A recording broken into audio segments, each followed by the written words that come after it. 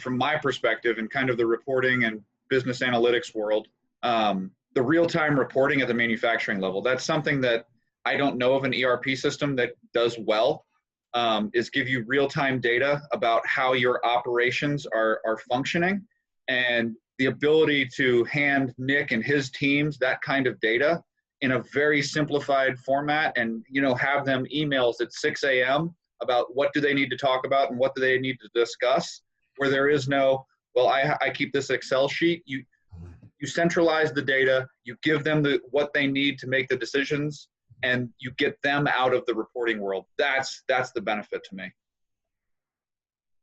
What do you think, Nick?